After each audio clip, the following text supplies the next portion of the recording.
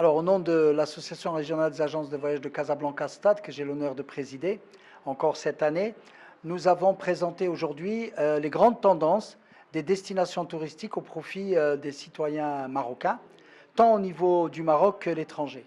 Aujourd'hui, les grandes capitales sont toujours au rendez-vous, comme Marrakech, Agadir, bien sûr le nord avec Larache, Tanger, Tétouan, et également Saïdia. Une note particulière sera réalisée sur la destination de Hoceima. Au niveau international, on voit beaucoup de voyages organisés. Plus de 500 départs en voyage organisé seront commercialisés par l'ensemble des 150 agences de voyage membres de notre association à Casablanca. Et nous avons la destination Turquie, Espagne, France, mais surtout l'Asie, tant au niveau de la Thaïlande, la Malaisie, Kuala Lumpur, Bali et la Chine, qui seront au rendez-vous. D'autres agences ont des voyages à la carte vers l'Amérique du Nord et l'Amérique du Sud, et tout particulièrement une nouveauté avec quelques voyages organisés garantis sur l'Australie.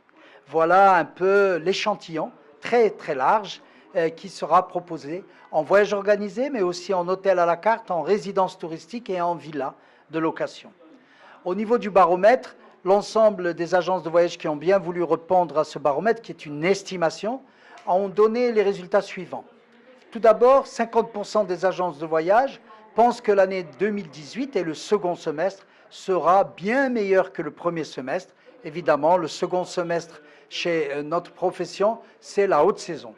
Enfin, il y a à souligner une chute de 30 à 40% sur le voyage Umrah, dit religieux bien sûr, qui malheureusement, par l'application des 5% de TVA sur l'hôtellerie et la taxe pour les répétiteurs, donc celui ou celle qui voyage pour la deuxième fois à partir de l'année dernière vers la Umrah, se voit malheureusement augmenter d'une taxe de 5 500 dirhams. C'est ce qui a fait directement, avec certainement un peu la crise et le pouvoir d'achat, diminuer de 30 à 40% les voyages pour l'Umrah. Sinon, en général, la grande majorité des agences de voyage comprennent qu'aujourd'hui, leur grand contrat, leur grand challenge, c'est de se mettre au niveau du digital et du numérique pour prendre les différentes opportunités que Internet apporte et pourra encore plus apporter au tourisme marocain. Je vous remercie.